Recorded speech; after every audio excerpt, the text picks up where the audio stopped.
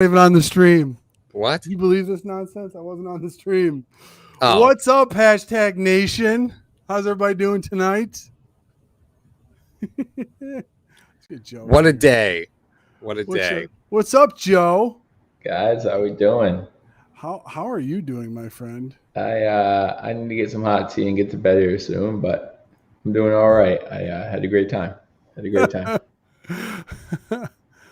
Yeah, it was a long night for you, Joe. Long night.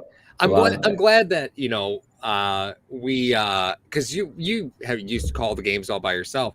And I'm glad we could get you the support of a halftime show. Absolutely. Of a little help along the way.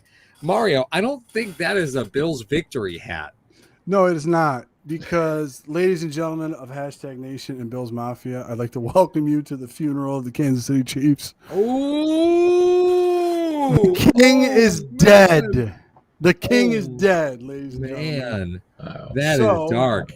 That is dark. It is dark. I had my Undertaker hat and I had my fedora, so I decided to rock the fedora. Hashtag Nation Bills Mafia, welcome to the post-game presentation by hashtag Sports of the Buffalo Bills versus the Kansas City Chiefs, where the Buffalo Bills had a convincing 38-20 victory against a team that has been a thorn in their side, and obviously a rematch of the AFC Championship game from last season. We'd like to thank our sponsors for tonight's show, Mr. Rogers Homes. Sean Rogers, a top 1% realtor in Arizona. If you're looking to moving out to the Valley of the Sun, Sean is your guy. At the conclusion of this broadcast, you'll see in the description his brochure as well as cbdx.com. If you use the promo code HTS, you'll get 20% off. cbdx.com. As well as you can find the links to our merch, Spotify, iTunes, and Patreon as well. I'd like to thank Joe for calling the game today. The John Murphy of YouTube, Buffalo YouTube. I appreciate it. I'm actually already going back to the first quarter and starting to rewatch this game and take some notes for later on. So why are you doing that to yourself? Why wouldn't you want to rewatch this victory? I mean, it was honestly, for the most part, it was a complete Bills victory. I mean, at no point did we really see the Kansas City Chiefs threaten us in any way, shape, or form, in my opinion. I mean, the Bills seemed to control this game from beginning to end. Mm-hmm. Yeah, no, I'm definitely with you there. And, from the sound of the broadcast, right, you wouldn't know that one team was in first place of their division and another team was in last place of their division just by listening to the broadcast. Joe, I know you didn't get to hear the spectacle that was, but boy, it was a spectacle. If you're going to rewatch the game, you should rewatch it with a little audio. And just hear what the people who weren't wise enough to choose into your play-by-play, you just know what they had to live with, because it was pretty rough. It was pretty bad because like everything that went wrong with the Kansas City offense, it was something other than Mahomes. Mm-hmm. I mean, we talked about it at the halftime show. I was sitting there going, he had 8 seconds to throw the ball the one time, and they're like, look how great this offensive line is. And it's like, it's Patrick Mahomes. Isn't he supposed to find somebody to throw the damn ball to? So yeah, it was definitely convincing. I was posting receipts all night long on Twitter. I could not.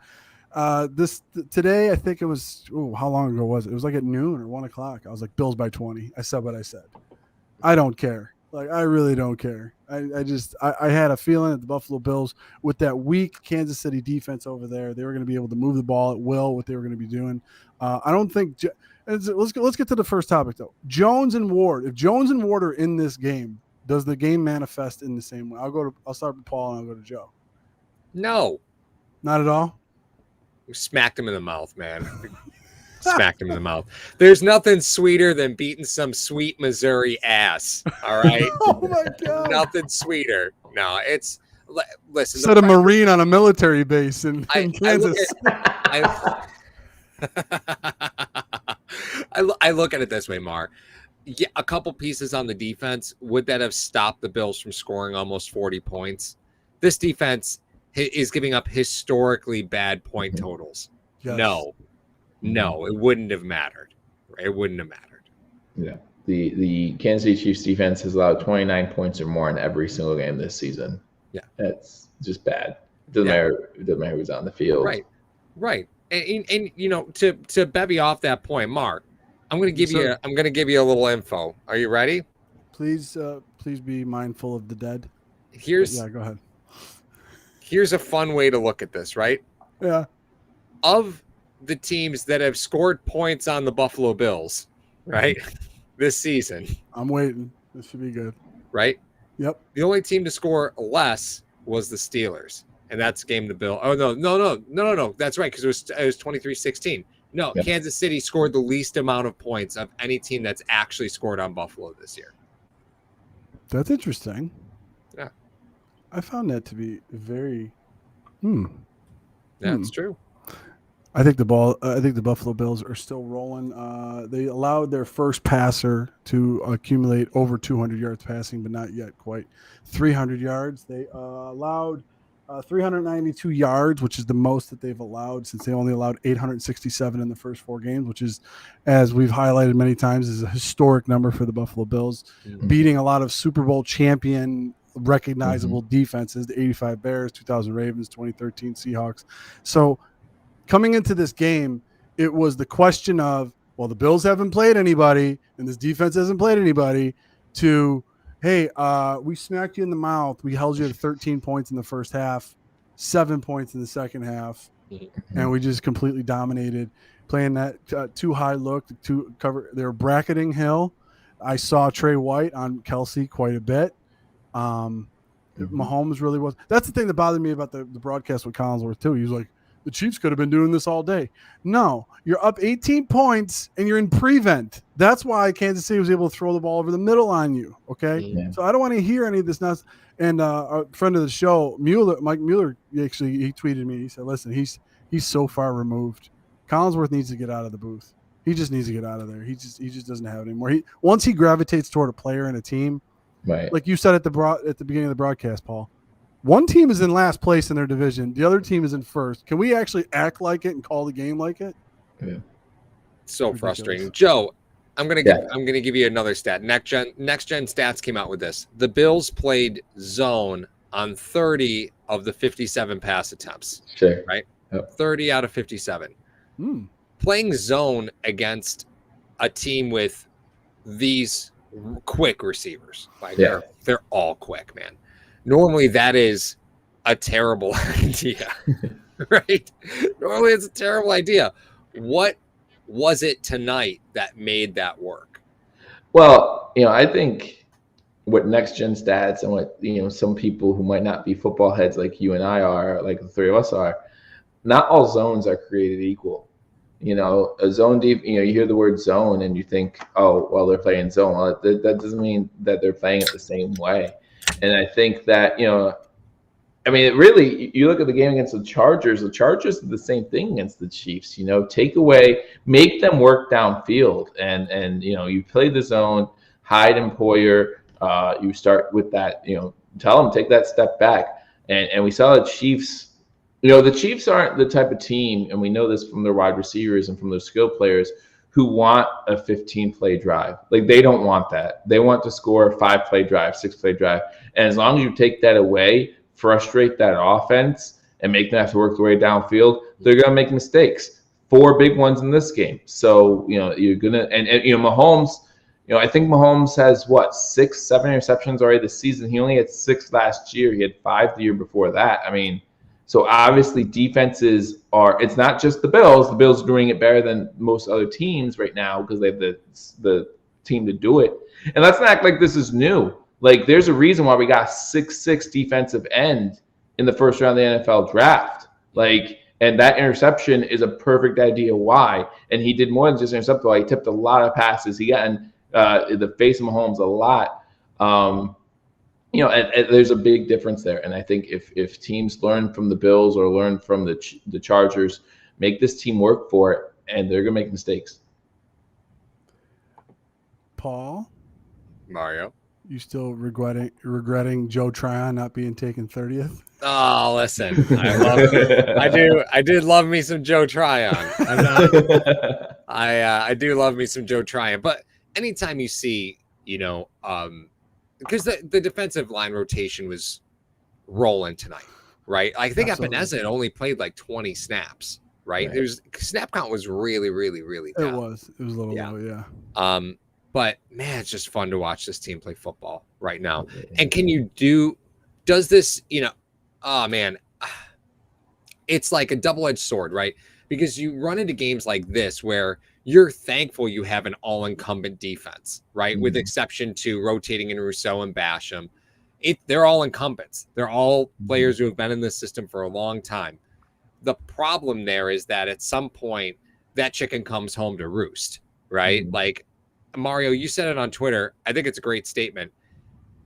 If this game doesn't show you that Hyde and Poyer are the best safety tandem in the NFL, I don't know what does. Like they laid the wood tonight, and I don't know what you can say if you want to disagree with that. Well, I don't know what point you're going to make. The point I did want to say about the game in and of itself. Okay, so Kansas City Chiefs have 29 first. Obviously, their defense is their problem.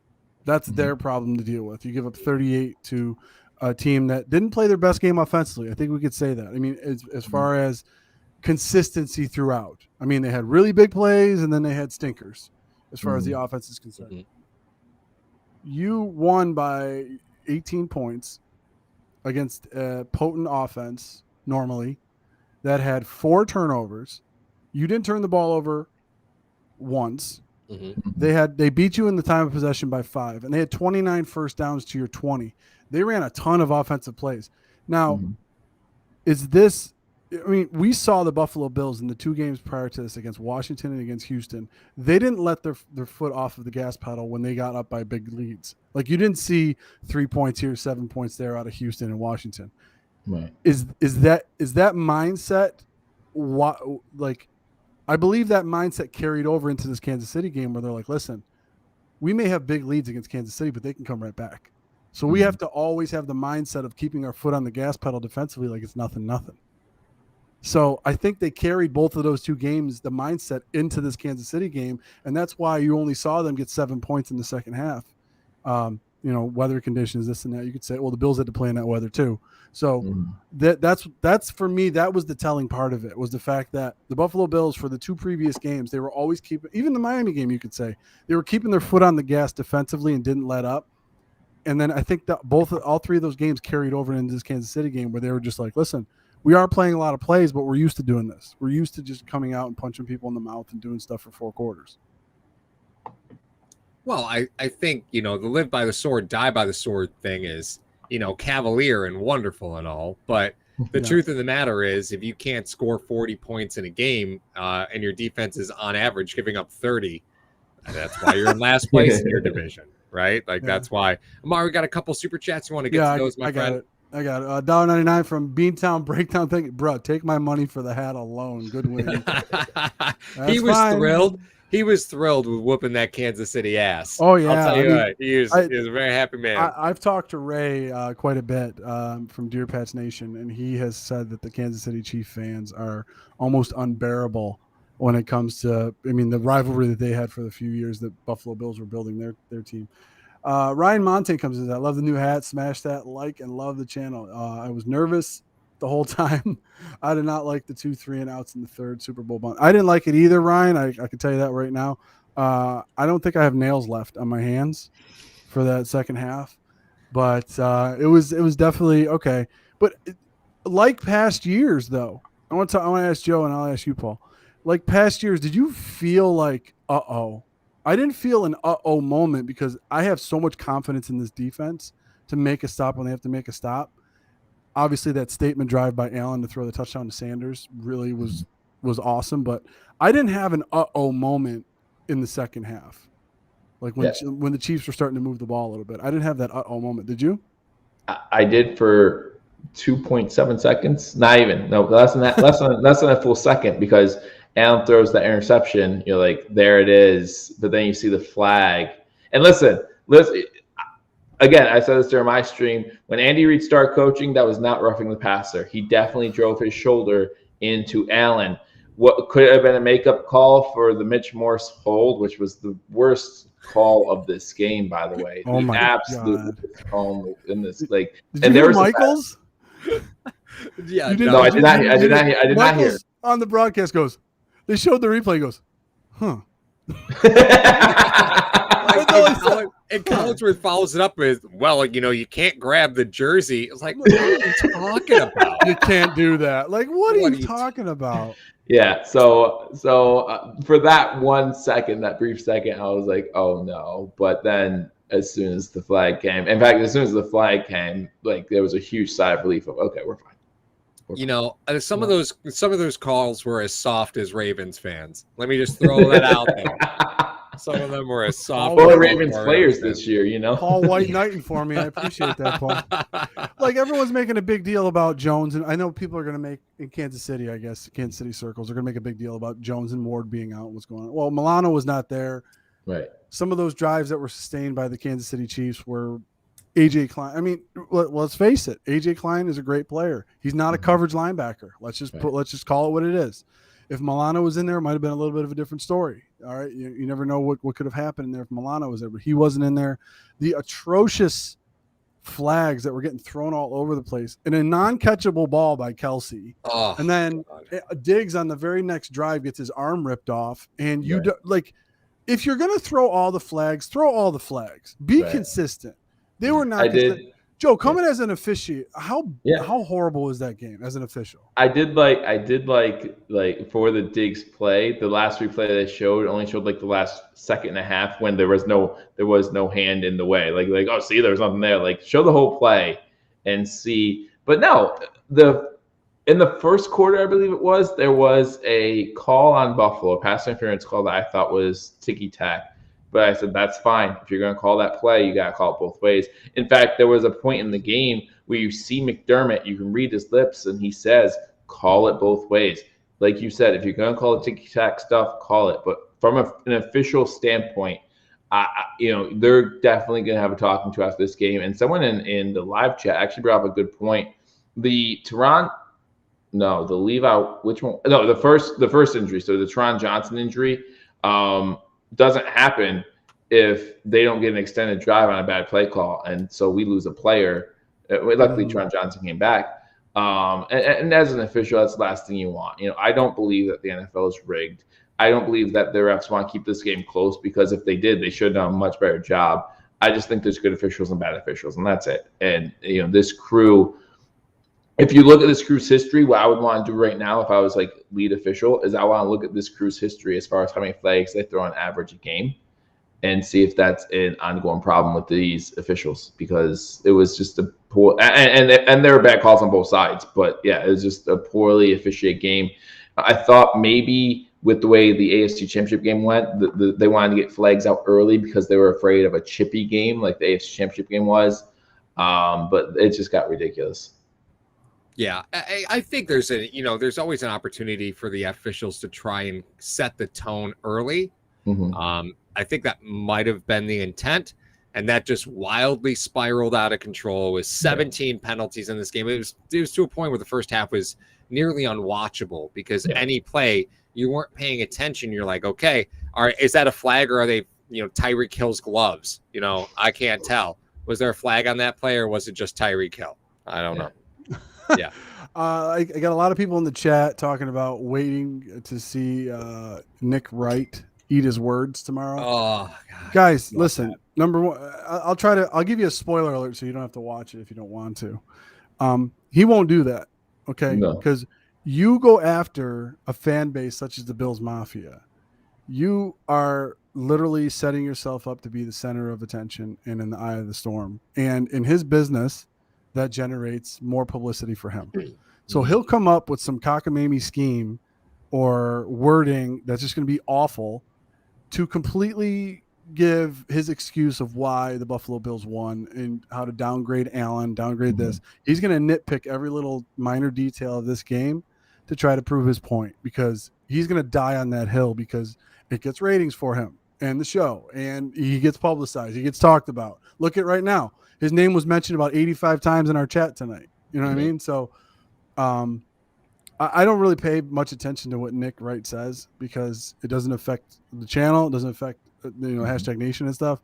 But he does it because it glorifies him. And I understand that. So, I mean, I could come on here all night and say this, that, and the third about, a bunch of people, and no one would care. But he attacks the Bills Mafia. It's the most passionate fan base in the NFL. That's what you're going to get. Those are the results you're going to get. And that's Nick wrong. Buffalo Pete comes in Nick wrong. That's the 85th comment of Nick. No, I'm just Can we get a Sean McDermott clap for Josh Allen doing the QB1 hold my dick, jumping over that player? I got you right here.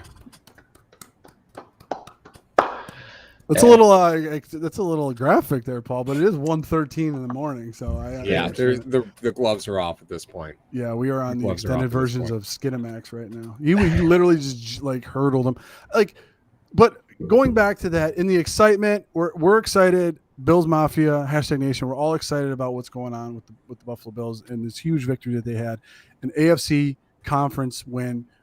It's just a regular season game, though, guys. We have to remember that. They did not win the AFC Championship with this game. They did not advance to the Super Bowl or advance in the playoffs with this game. But it's a step in the right direction. Paul, from an offensive standpoint, what did you see throughout the game that you're like, okay, they still need to kind of work on this? Because I had a few things. It seemed like route development took a while. Right. So I know that Kansas City really wasn't blitzing a ton. They mixed it in the second half, but in the first half, it didn't really feel like they were bringing a ton of pressure. But it just seemed like some routes just took a while to develop. I mean, any game where Cole Beasley has to wait till the fourth quarter to get his first real target, like that just tells me that you were waiting a bit, right? You were waiting a bit. So that concerns me a little bit. Other than that, I mean, I thought that they ran the ball when they wanted to run the ball pretty well. Josh looked great when he decided to run the ball. There were a lot of times where he saw the way coverage was breaking down and said, nope, mine, just decisive. That was nice to see. So I saw more positive than negative, but if I had to be picky, I'd say route development took a little while. That's just me. All right, Joe, what'd you see when you were calling it? I mean, the run blocking still could use a little help, right? I mean, yeah. They don't have Cody Ford out there. What do you want? That's what the problem is. That's what the problem is. If Cody Ford's our problem, we got a big problem. But Deion Dawkins, still that hold gets to me. I mean, he had a holding problem week 1 against the Steelers, and it seemed like that seemed to bug him a little bit today as well. I mean, you can say it's one call, but it was a huge play. And listen, and the chat might kill me for this. I know that we were screaming at refs because they were missing holding calls against the Chiefs. Yeah, the Bills held a few times too, and it wasn't called. Like the refs weren't just missing it one way when they were missing it. They were missing it a bunch. I think Dawkins could have called for 2 or 3 more holds. But yeah, like Paul said, more positive than negative in this game. I mean, anytime you score, the offense scored 31 points, but still, you're averaging over 30 points a game this season. It's going to win you a lot of ball games, so you can't complain too much. I lose my, and Paul knows this because he's watched a few games with me. I lose my shit when they call a holding call that has no effect on the play. Yeah, backside holding. You got the left tackle, quarterback's rolling to his right. You got the left tackle. They call him on a hold. Like it had no effect on the play at all. Like the Morse holding was atrocious. But I understand both teams hold. I know you can call it. The age-old adage is you can call it on every play. But there were some egregious holds that were going on against Rousseau, against Hughes, and that. And it was like, as far as the game though itself, what I would like to see, I would like to see, like you said, the run game get a little bit better. I would like to see more consistency with the play calling.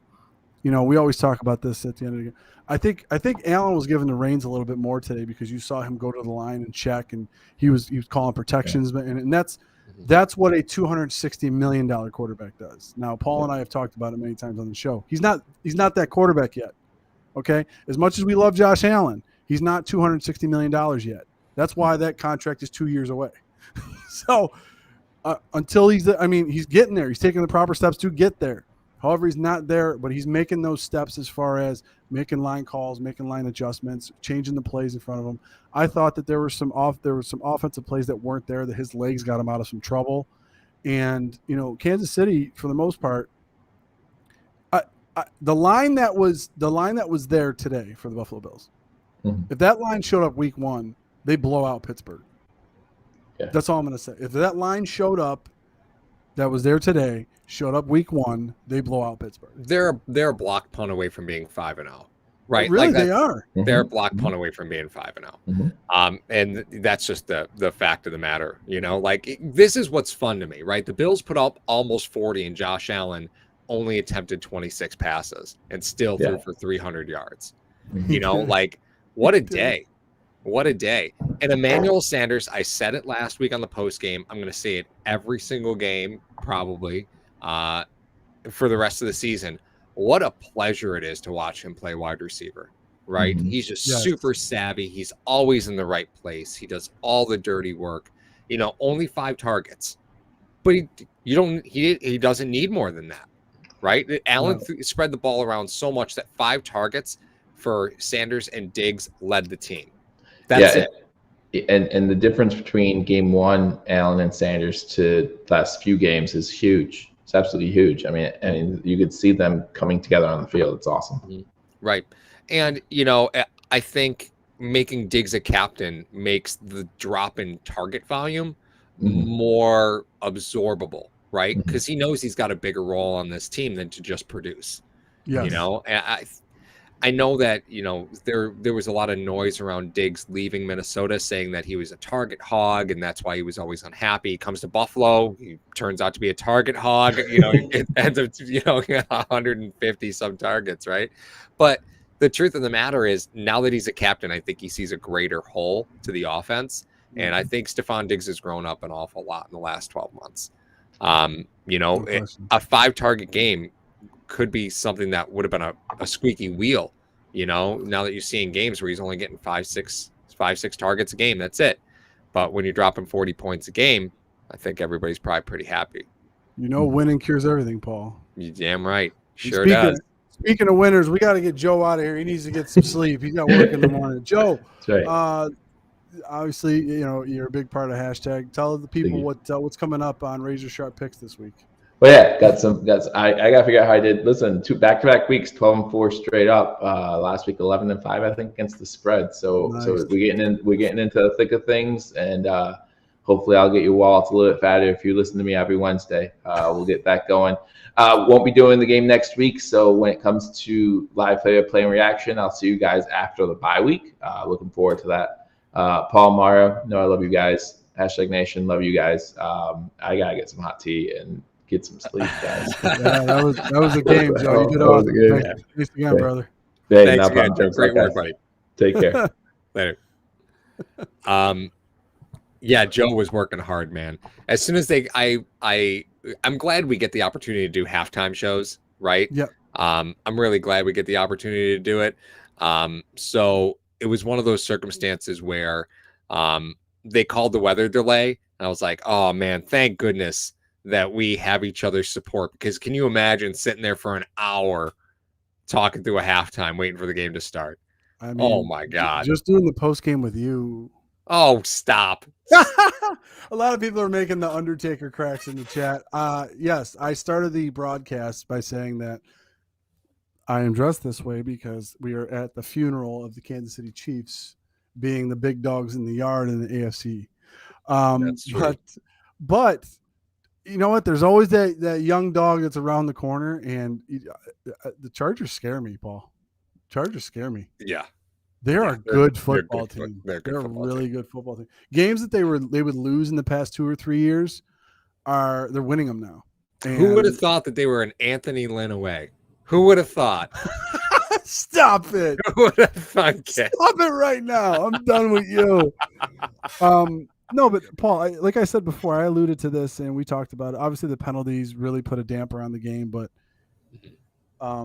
if the Bills would have won this game by 3 points, given the fact that they were gifted 4 turnovers and they lost the time of possession, would that worry you for the playoffs, or is that something that you're like, you know what, this team can score at will, I'm not worried about it?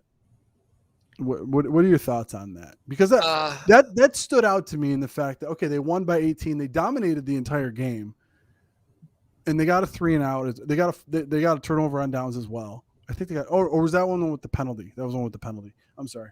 But they got 4 turnovers, lost the time of possession battle, and still won by 18 points.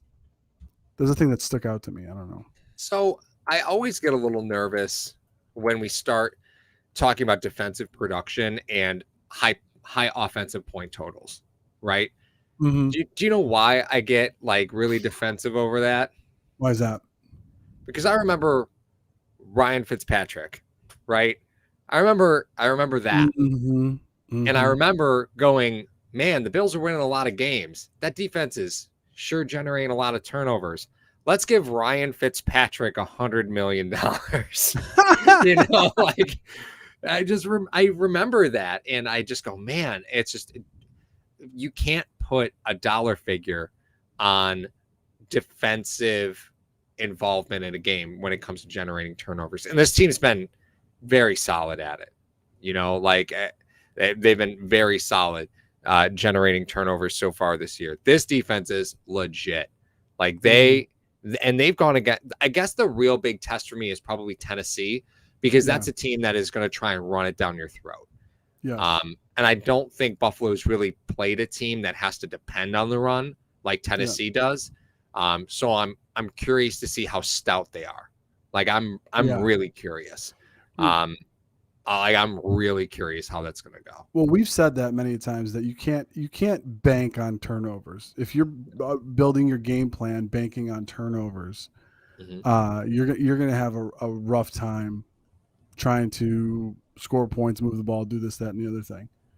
Paul, what is it with your Dollar Tree like hookup? I'm getting a little bit of lag on you. I don't know if anybody else is getting it, but I'm getting a little bit. I don't know. We got Matthias coming in. Dang. Here I thought I was the pessimist. Well, I mean, come on now. No, I mean they are generating, and what Paul's referencing was the year that the Buffalo Bills, I think they started 4-0 and they had 15 turnovers. Like they had a plus 15 turnovers in the first 4 games. And I was like, that's not a hugely sustainable model. Can they? And they're beating teams by 7-3, stuff like that. I was like, what if you don't get those turnovers? What happens? So it's one of those things. Daniel Gawries is funny. He comes in, he says, Mario, were you trying on Halloween costumes? I was not, Daniel.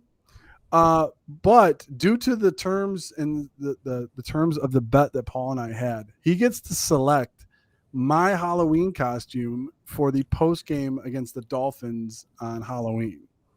So for the post game against the Miami Dolphins, October 31st, Paul gets to pick what I have to wear throughout the post game.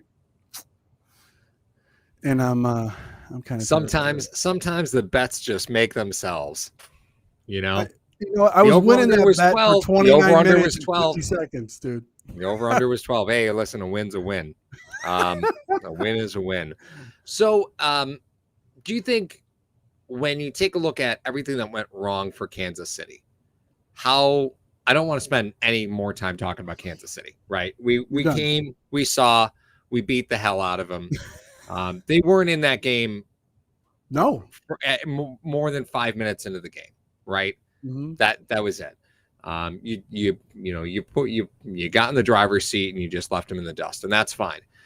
How broken do you think that organization is right now, having a losing record and being in last in their division? Is Paul, it recoverable for them? No, because you planted the seed, and we end up talking about it quite a bit on the shows. When you look at guys like, you look at Deshaun Watson's, you look at the, I'm drawing a blank with some of the quarterbacks. The previous regime of quarterbacks that came through the league that got their big contracts after their year. Oh, so Goff, Wentz, all the Goff. It was Goff, Wentz, and Watson. You talk about all those guys. Right. Once they signed their big deal, it's like their franchises couldn't recover from the financial losses, and were just putting bodies everywhere. Mm-hmm. It sacrificed this defense. It sacrificed their offensive line, which they had. They're starting 2 guys they drafted this year. and Creed Humphrey and Smith, I think his name's Smith or whatever. Right. And that's not a Spencer Brown starting him because he earned it. That's starting it because we can't afford any other options. Right? Yes. And it's one of those things where were the Buffalo Bills very, very smart, and that's a topic for another day. Were the Bills smart in signing Allen to what they did when they did it? Because in a couple of years, who knows what the quarterback salaries are going to be? He's going to have one of the cheapest contracts in the NFL in 2 years. Like $40 million a year, and you're saying it's going to be one of the cheaper quarterback. It's going to be a bargain in 2 years. Trust us, guys. This is the way that the NFL works. With people back in the stands, the salary cap is generated on revenue, and with a year off, people are dying to get back to the stadium, and they're spending a lot of money, and the salary cap's going to go up, and therefore all these guys' salaries are going to go up. It's going to be crazy. So that all being said, I think the huge contract that you gave Mahomes for what he accomplished so early in his career sacrificed a lot of positions on this team. Andy Reid is not getting any healthier, as we know. So there might be a shift in the head coach.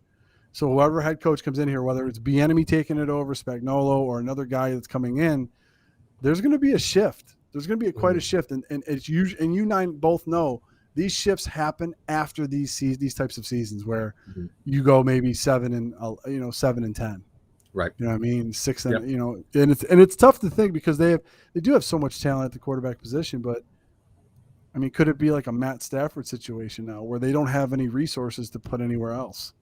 I want to bring up Garno Freck says the Chiefs are 4-5 in their last 9 games. Yes, That's terrible. And Daniel Gari's, Paul, remember the gas station, Stone Cold Wings and Cucumber Ranch when I had to wear that Tom Brady jersey? Oh, yes, Mario. A reckoning is coming. Oh, that's fine. There's no costume you could pick on this earth that could rival a Tom Brady jersey. Getting on the revenue and salary cap going up. The NFL's already announced that they're going to be capping the amount the salary cap could go up. Okay. Right. So it could go up exponentially, but the NFL's already said we're not going to let it go up as much as it could go up because we don't want to have such a big spike in spending,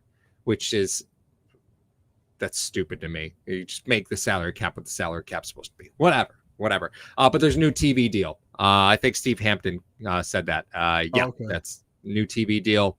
So you're going to see a massive increase in salary cap. And again, Josh Allen's contract in the rear view is totally worth it. How dare you, Titans, Mafia Mom? How dare you dress him up as a Cowboys cheerleader? Nobody wants to see that. Bills will go 15-2. Alex comes in. All right, on to the next, which the Tennessee Titans, like you said, the Buffalo Bills have a very different task ahead of them. In the Tennessee Titans, completely different offense. If you're talking about Mahomes and the Chiefs versus Tannehill and King Henry and the Titans, a team that lost to the Jets, but I don't want to put any more credence into that this entire week. Okay, they lost to the Jets. It's a matchup thing. In overtime. Okay. Right. And both those teams were trying desperately to lose that game. Let's just put it that way. It was a wild game to watch. It was bad. It was actually a fun game. It was a fun game to watch because it was Zach Wilson would roll out right and just throw a dart in the small window, and then he'd absolutely miss a wide open tight end on the left sideline. It was a wild game to watch. Without Brown and Julio, Apex says.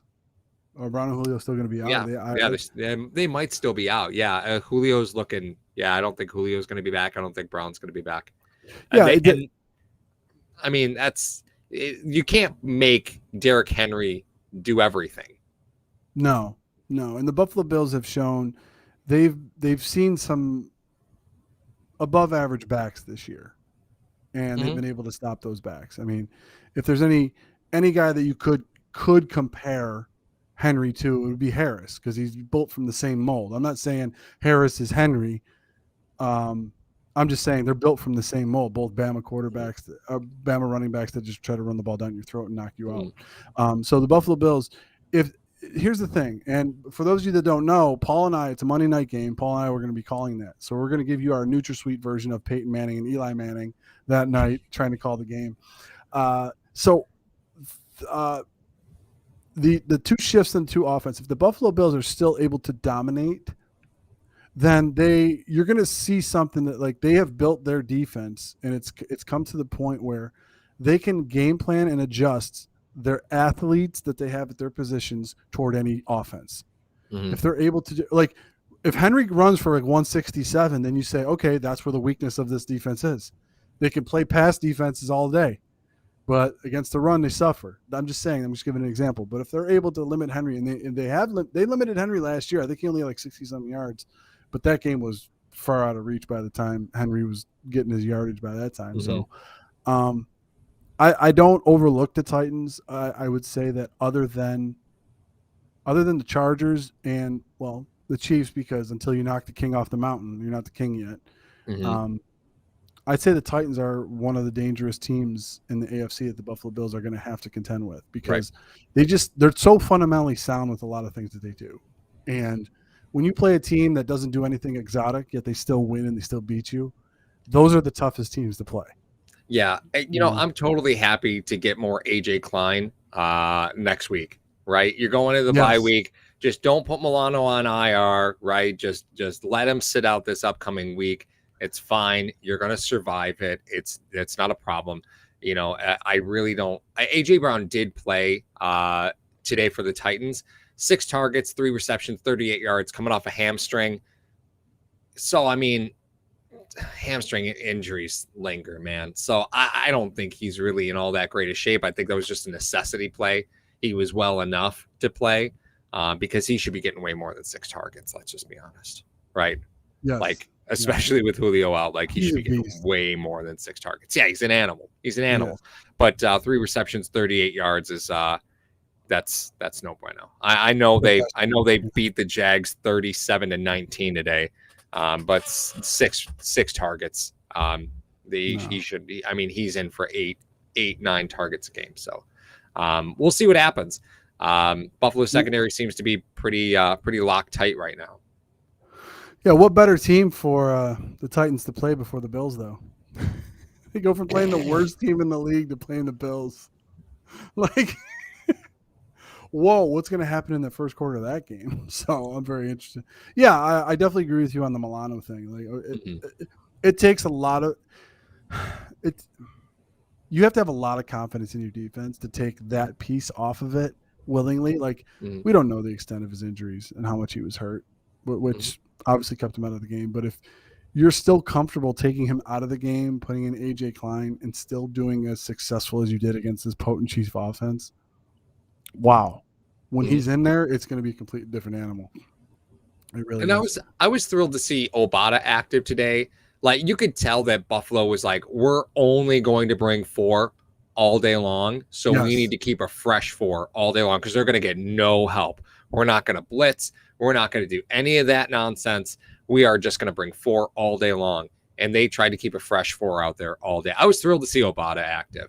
You know, I was super happy to see it. But you could tell they made a decision just by who was active. Like, okay, listen, we don't care at all about stopping the run today. We're just going to be about bringing pressure with 4. And that is exactly the opposite of what you're going to see next week. Yeah, I think you're going to see a ton of blitz, right? You got to get Henry before he gets 4 yards downfield. Oh, no, from the Bills. Oh, yeah. The Bills. They're going to try to put a lot of pressure. They're going to try to do some. I mean, there's a difference between a pass blitz and a run blitz. There's a lot of different things. A couple of guys got banged up today for the Buffalo Bills, though. Teron Johnson was down. Levi was down. Those guys got to get better. I mean, if we see another laundry list, like my receipt at Sam's Club of injury report this week, I'm not going to like it. Jason comes in and says, "You're supposed to celebrate a win, boys. Why are we already on to Tennessee? We're business as usual here, boy. That's what we do. This is what we do here. I mean, I'm going to celebrate. Bills victory Monday is 24 hours starting now of chaos. Bills victory Monday is starting right now. One of my near and dear friends, Kevin, Mario, Kevin.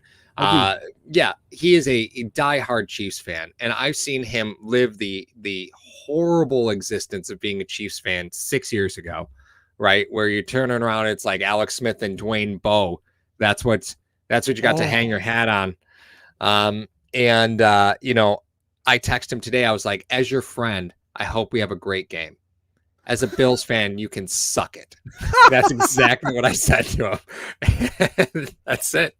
That's it. I was, oh God, what would be a good way to describe me during the game? It's a good thing we didn't call this game, Mario. I was incorrigible. I was.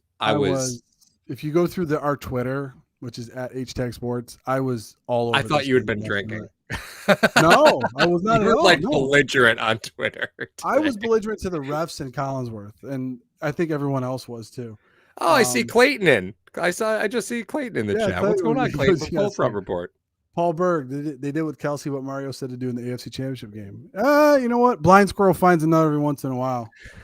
I told him put Trey on him because Trey, after you saw that third play when Tre'Davious White was chasing Hill on that crossing route, I was like, please do not let this be the narrative of the day. I know. Do not let him chase him all. But real quick, we got Matt Coward coming in with a super chat. Matt from DPN, you guys had a great game, offense and defense. You were spot on. You guys took the next step. Congratulations. Thank you, Matt Cowherd. Appreciate that, brother. Appreciate your donation as well. Speaking of donations, guys, we are bundling up all of our 5 levels that we have as far as our memberships go on YouTube, and we are putting that into Patreon. All right, so $7.16 over on Patreon. You're going to see the link in the description after the episode tonight. And if you're watching this tomorrow, it'll already be there. But we're going to bundle all that stuff. So if you are a current member, drop down to that practice squad level so you can still keep your icon. And then we're gonna be releasing a lot of our stuff over on Patreon over there. We're gonna have some lives, some early releases, some exclusive just to Patreon material. So make sure that you go and do that. And we also have our merch. We have our merch is going to be down in the description as well as you guys know, you can find us on iTunes and Spotify, and our sponsors for tonight, which were Mr. Rogers Homes and CBDX.com. But yeah, we moved on to Tennessee because that's the next hurdle in the way of the Buffalo Bills before the bye week. Now, Paul, it's going to be talked about. Yep. Is it the fact that it's before the bye week? Does that change anything as far as guys you may sit, or guys that may play, or guys? I think Milano's the exception there because if you're looking at game plan, I think this one the stars just kind of align to take your time with Matt Milano. I think the stars can kind of align to go a little bit bigger in the secondary, which means if Levi is banged up pretty good, you can kind of pump the brakes on Levi. Dane Jackson is going to do just fine, right? He'll do just fine as your CB2. Saw a lot of Ciaran Neal today. I would expect to see a lot of Ciaran Neal again, right? I mean, yes. He's basically just an undersized linebacker. I know he plays defensive back for you, but the reality is that he does do a pretty solid job in run support. You got to worry about AJ Brown, end of list in Tennessee. So it's going to be a lot of downhill running. So I'm excited to see that. I just hope Travis Henry doesn't throw any of our players again this time. Oh my God, that would be great to not do that. You know what? Josh Norman's career ended that day, and no one told him. It sure did. Oh boy, that was awesome. It sure did. Apex is coming in. I think this is for you, Paul. You will see Harry and Butler against the Titans and Boogie and Obata in action. Yeah. I'm kind of with. Yeah, I'm with Mike on that. Right. So you can check out Apex and Tommy on Friday, 7:30 here on the Hashtag Sports. I guess we call it a network now. We're on Hashtag Sports. 7:30 tailgate talk every Friday. I'm with you on that, Mike. I think you're probably going to see Boogie and Obata inactive. You're going to get a little more stout there. We got Clayton comes in and says, I think you'll see a team with a sour taste in their mouth from last year, much like tonight, like the Bills. The Bills play so much better in that underdog role. Like no one gave them a shot today. And they relish in those shots. When they're blown up as the favorite, they don't really play as well. And I don't know if they put too much pressure on themselves. I don't know. But Pierre Martinez is coming at you, Paul. Paul talking up Dane Jackson like Collinsworth talking up Mahomes. He's going to have to cover the wide receiver 2 in Tennessee. Pierre, you can't even tell me who the wide receiver 2 in Tennessee is right now. Doesn't matter who it is. It's not Adam Humphries anymore. It's not Adam Humphries. Yeah, but I don't think anyone could talk up anyone like Paul talks up Dane Jackson. Like you guys don't know about the behind the scenes stuff of him. Paul really thinks his middle name is Mother. Like I seriously. do. Yeah. Yeah. His Dane Sure do. Mother Jackson. Yeah, that's literally how I refer to him when I'm not on this channel. That's how I talk about him. Yeah, that's 100% true. I'm trying to get him to do a meet and greet with you for your Christmas present. Oh, stop. Steve Hampton says, "How about the fact that Zimmer has been active every game? That's amazing from a practice squad player." That's totally true. But I do want to mention. So Spencer Brown starting back-to-back games as a third-round pick. I sent this tweet out earlier in the week, but I think it's a really, really big point to make, right? So Spencer Brown, the only players since McDermott has gotten here that have been drafted in the third round or later who have made back-to-back starts this early in the season are Deion Dawkins and do you remember who the other one was, Mar? Oh, third rounders? Yeah. Oh, no, third round or later. Ford? Dawson Knox. Sorry. Which tells you that Spencer Brown ain't going anywhere. But I think we had a correction. Back-to-back games, he's not going anywhere. He's your new starting right tackle. And that narrative is not going to change. I think we had a correction on your stat because I think Dawkins was a second rounder, I believe. He was. Okay, so non-first round player. It doesn't matter though. Yeah. It's still the same. It's still pretty huge, but yeah, they are very high on him. And I remember saying to you, we actually had a debate about it. And I said, Boogie Bash. I think was it Boogie Basham or was it Spencer Brown? We were talking about Basham being inactive. Yeah. And I thought Basham would play because this was. I mean, hindsight will be 2020. But if it's December and Chiefs are out of the playoffs, obviously this win isn't as magnified. It isn't. It just wouldn't be because they're not the same team as they were last year, and I understand that.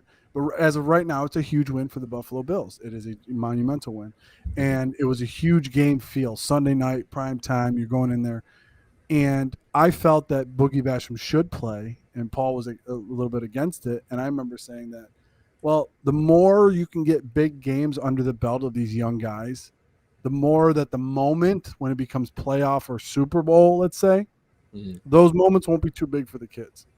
Right. And that was my mindset, but you had a different opinion of that. Well, I did, right? Because I think it sets an odd precedent, right? Because here's a guy who's been inactive. You kind of gave him one, right? A game where a lot of your starters were inactive. So Boogie was active. I mean, it just kind of made sense. And I was like, well, I don't really foresee Boogie being active here. It's not really the skill type of what you're looking for this game. It kind of sets a weird precedent, because he's been inactive for a while. Like, who are you going to not activate in order to play him? You're gonna sit at Mario Addison for him. I didn't expect Buffalo to go as heavy across the defensive line as they obviously did today with their active roster. But all that being aside, doesn't disappoint. Doing a good job. This team knows how to develop talent. And when you pay your quarterback almost $300 million, you need to know how to develop talent, man. Like that's a requirement. Well, you got to do it. We have the recipe, Paul, and I don't know if anybody else outside of #Nation really wants to admit this, but we talked about it quite a bit for a couple of years now. We started to see a pattern with Bean. Okay, he takes Tre'Davious White, which was arguably the best athlete at the corner position. Although the fourth corner taken off the board that year, he was the best athlete on the board at that position. The next year, he takes Allen and Edmonds, who were two raw prospects. Allen out of Wyoming, obviously. And you thought Tremaine Edmonds was going to be an outside linebacker. He ends up putting him inside. But you didn't have to do anything to those guys physically. They were physical specimens. Then you take Ed Oliver, who is also another physical specimen. And even if you go down the board, second, third, fourth, fifth round guys. I mean, just look this year. Greg Rousseau was the greatest physical defensive end at that position at that time. And then you go to the fourth round and you get Spencer Brown, who is the physical specimen. Yeah, he is. Monster. So what they're doing is the big baller Bean, he's getting these amazing athletes in there to conform to his system. Now, if you look at the last two games, I don't think it's any shock that Spencer Brown and Greg Rousseau were one of the top three standouts of your team. I don't think that's an accident. because that's the process that they have, and the blueprint that they have is that you're going to say, listen, we're going to get these guys that are just physical athletes, and we're going to coach them up. And once we coach them up, they won't have to think about their athleticism or technique or anything like that. They could just go play, and they could be animals. And I think that's amazing to have that much confidence in your scouting department to go do that. You get Greg Rousseau as a first-round pick at 30, and then you get Spencer Brown in the 4th round, and they're both highly impactful monsters on your team right now. That's amazing to me. It is, and there's a lot of talk right now in the chat about Dawson Knox specifically.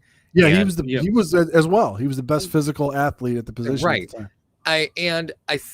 I think there's a strange narrative here, right, where there was a lot of pressure for Knox to produce last year. Right, they really forced targets to Knox last year. Probably wasn't ready for it. I think we can all agree.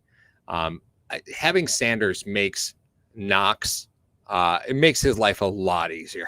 Oh, it does. Right? It makes his life so much easier, because when are you seeing Knox really tightly covered? When Knox is making a catch, Allen might be throwing a dime to him, but the reality is that, like last year, we'd see Allen force throws into double coverage on Knox. Because that's what would happen, right? You're not seeing that. Having Sanders out there completely changed the game for Dawson Knox. And that's why you're seeing him produce, because Sanders pulls so much coverage. Like, yeah, everybody could be upset you lost John Brown. No, you did just fine. You did just fine with this one. Is it amazing that the offense has opened more vertically with Sanders than it was? Didn't think Brown? That was going to happen. You didn't? No, you didn't. You Nope. didn't. Well, I mean, you'll be the first to admit you thought. I mean, we both did. You convinced me of it, that Sanders was going to replace that safety blanket for Allen underneath. And they're like, no, we already have that in Knox and Beasley underneath. We're good.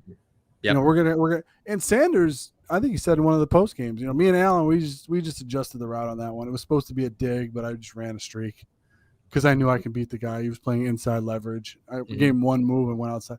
I mean, that is amazing to me that they have that continuity already. But I mean, Sanders has been playing with. He played with 3 Hall of Fame quarterbacks already. Sanders should be a Hall of Fame wide receiver. If he doesn't go into the Hall of Fame, then there's probably something wrong. Look at the numbers he's put up, and look at who he's played with. I'll check it right now. I'm curious. Yeah, look at his production.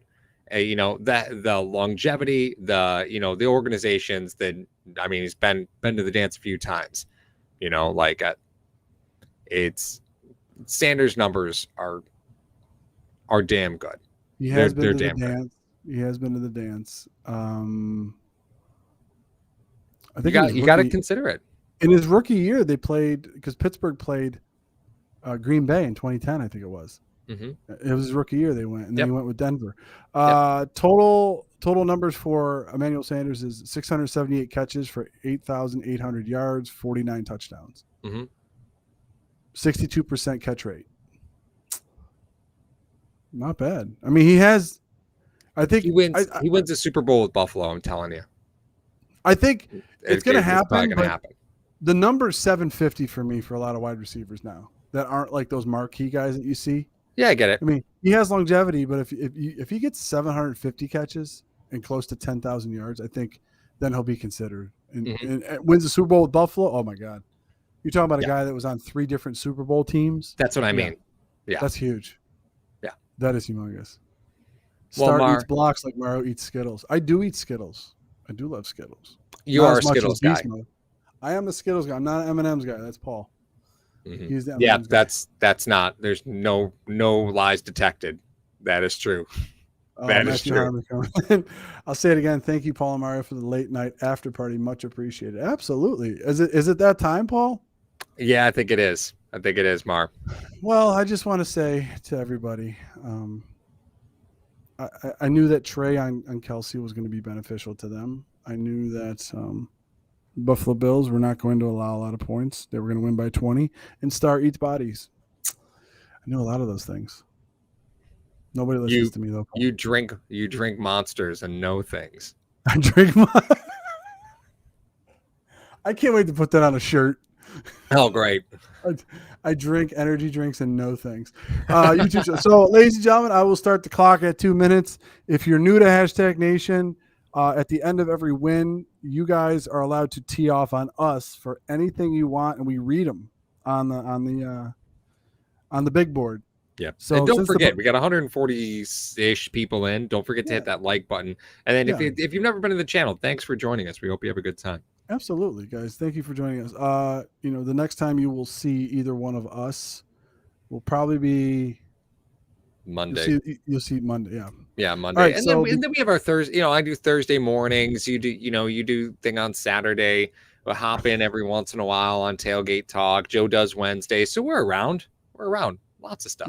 Lots of coverage. We do want to thank a lot of you guys for showing up to the funeral of the Kansas City Chiefs, which is why I'm dressed the way I am. So because it's the Kansas City Chiefs and we got over the hump, Walmart Mafia boss. It's already starting, Paul. There we go. I'm gonna set it at 3 minutes, Paul. Oh, okay. 3-minute roast, not usually the 2 minutes, but sure. Co-players of the game: Dawson Kelsey and Travis Knox. Let's see here. Paul looks like he got bullied by Mario in high school, and Mario looks like he begs Paul for financial advice. You guys know us so well. I like that. Actually, my profile picture for my email account is me getting shoved into a locker. As ironic as that is. That is hysterical. Yeah, so that's totally it. Is there another potential table massacre on the horizon? Noah asks. Mario's been threatening to go through one. Yeah, I do owe one. I owe one on that one. Yeah, I definitely owe one. Mario, potential offense or potential Halloween costume. The assistant offensive line coach for the Buffalo Bills. Apparently, he dresses as a werewolf every day. I will. Assistant offense. I thought you were talking about OG Bobby Johnson. Galries comes in. He says, in that outfit, I was expecting Mario to start singing show tunes. It was funny. Evan Anderson comes in. He says, I've been waiting for a half hour for the Johnny Cash tribute. Dave Walker, Paul, isn't it past your bedtime on a school night? Tomorrow's Columbus Day. It's not a school night. Just throwing that out there.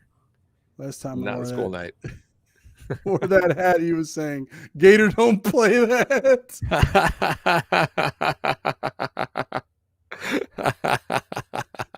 That's a great movie. That is a great movie. Gator don't play that. That's so freaking awesome. I was waiting for the table to break for a minute now. Yeah, Evan, it's coming. It's coming. I was very disappointed. I thought I had made a GIF of me throwing you through a table. And I have it, but we can't. It just doesn't show up on YouTube. It's just a picture. I thought I could make a GIF and slide it into YouTube so that way people had it in the comment section. But alas, no GIF. You guys saw my 12-inch vertical. It was amazing on that going through a table. So in your Star jersey, you were talking trash about Star then. I was not. You were. The comment was at least he's going to hit something. I was wearing his jersey. I might have said that. You might have said that. That might have been me. All right. So, ladies and gentlemen of Hashtag Nation, our sponsors for tonight are Mr. Rogers Homes and CBDX.com. If you go to CBDX and type in the promo code HTS, you get an extra 20% off your order. Mr. Rogers Homes, at the conclusion of this video, will be in the description, his brochure. If you're thinking of moving out to the Valley of the Sun, Sean is your guy. Thank you very much for joining us for Hashtag Sports presentation of the Buffalo Bills versus the Kansas City Chiefs post-game. Next week, just to let you guys know, Paul and I will be doing play-by-play and color commentary of the Buffalo Bills versus the Titans on Monday night. And then following week, we're going to be the bye week. We're going to be back in the car. So enjoy your Buffalo Bills victory Monday. Woo! All the links will be in the description at the conclusion of this video, so you can go check them all out. You can join our Patreon, check out our merch store, and go on to iTunes and Spotify. For Paul, I am Mario. This is Hashtag Sports. Thank you to Joe for calling the game today. And we are freaking out of here.